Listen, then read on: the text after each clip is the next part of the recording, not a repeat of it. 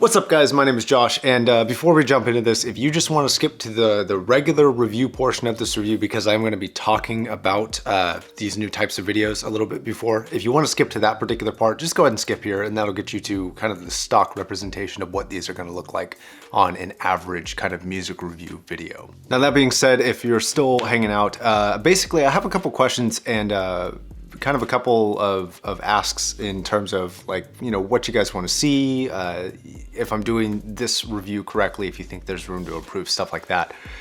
Basically what I want to do is like one video a week, maybe two, of like an album review and cover an album.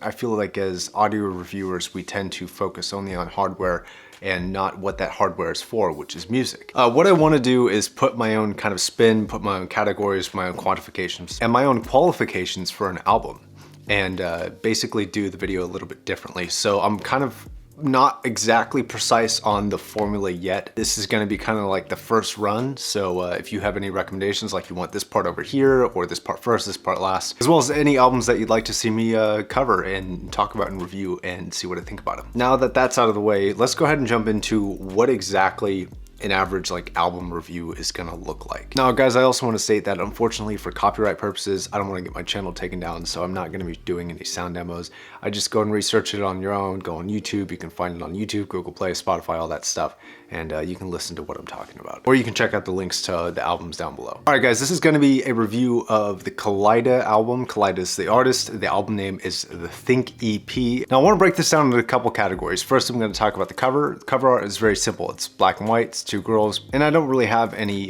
problems or notable issues with the cover.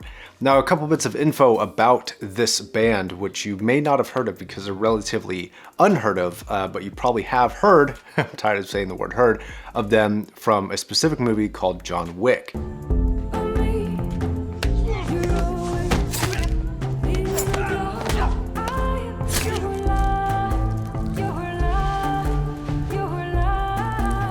In John Wick, in the kind of spa fighting scene, their song kind of made a big debut, and they got a lot of popularity from that specific song, from that specific movie. But this band is actually consisting of only two girls. One is going to be Christina Wood, who is the vocalist, and then the keyboardist, Cicely Golder. Now let's talk about the quality of this album, specifically the recording quality. This is a flawless album in terms of there doesn't really seem to be any mistakes or any significant issues with the recording that I could pick up. No clipping, no over exaggeration of any particular instrument or anything like that.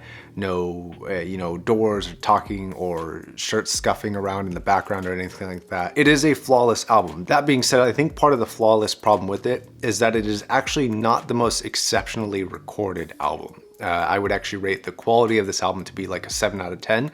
It's good enough. Everything seems well recorded, but it isn't extremely refined, nor is it unrefined. It's a good middle ground on a pleasant, flawless album, and it has good, passable sound quality, especially for a relatively unknown artist. Now let's go ahead and jump into my impressions of this album. The vocalist is a very sweet, very angelic, and very enjoyable vocalist.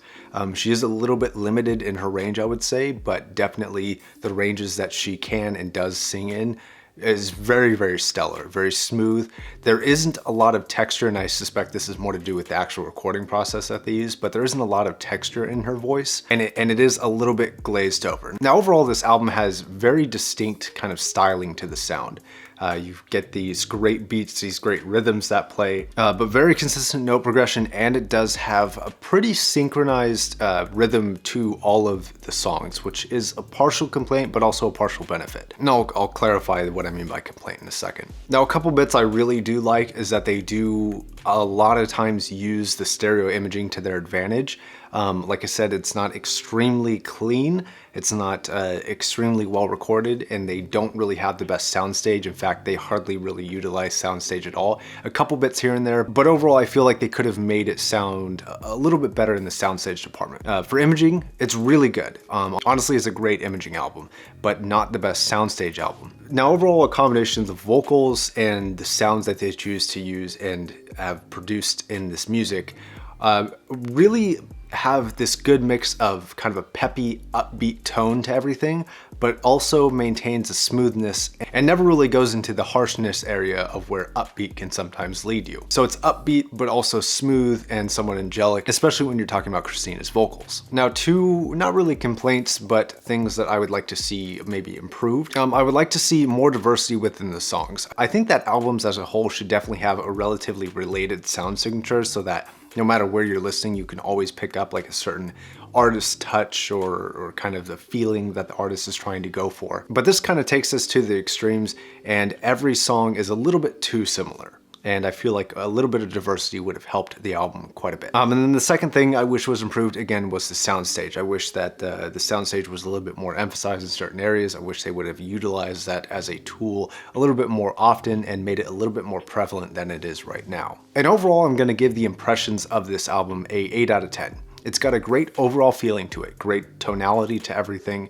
They have a great unique kind of feel for not only the voice, but the instruments and the rhythm that they play. But it does go into that slightly repetitive kind of sounding. And honestly, if this was a larger album that didn't just have 6 songs on it, if it had like 12 or 14 or more, I don't know if I could comfortably listen to all of it without feeling like I was just kind of listening to the same song on repeat, because they keep reusing some of the same notes and sounds. That being said, while still maintaining that repetition of those notes and sounds, they were able to diversify them enough to separate 6 different songs in a distinct way while still maintaining an overall feel to the album. So it's an 8 out of 10. My favorite song from the album is going to be Aliyah or something along those lines, Aliaa. A real close second is going to be the Think song that was popularized in John Wick. Now, outside of the favorite song portion, another thing that I want to maybe not always talk about and specify why, but just give my impressions of, is headphones versus speakers. And it's real simple. Is this a better album for speakers or for headphones? In my opinion, speakers take the cake on this one. They are definitely good on headphones, but I think that the lack of serious soundstage representation, and you're just working with imaging, and the voice that they use is not extremely refined and tight in imaging. It doesn't sound as tight as I would like on headphones, but it sounds very, very tight on a good pair of speakers. I think it's important to mention what I tested this with. For headphones, I use the Stax L300 Limiteds, which use the L700 driver. For speakers, I use the KEF Q100s and the JBL 30Xs, which are like the 305s. And personally, I would lean towards speakers with this album. Now my conclusion to this. This is a wonderful, simple album. This has great vocal tone and excellent rhythm, but the album does lack a little bit of diversity and a little bit of detail that I would have liked to see. Overall, I'm gonna give this a 7.5 out of 10. On a personal note, this is actually one of my favorite albums. For whatever reason, the music just is something that I love, and that's why I wanted to kind of review this first. In my book, this is a 10 out of 10, but from an unbiased review perspective, or at least as unbiased as I can be on this, it's a 7.5 out of 10. If you want to check out either the digital, the vinyl, or the CD down below, there's a link to everything, as well as all the headphones that I tested with and all my recommended products.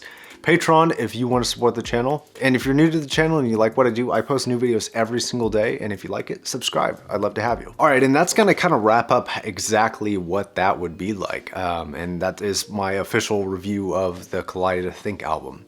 And I'd love to know where you think I could improve, if you think the structure's great as it is. And this is something that you'd want to see more of, or is it not quite what you expected, what you wanted? All right, peace.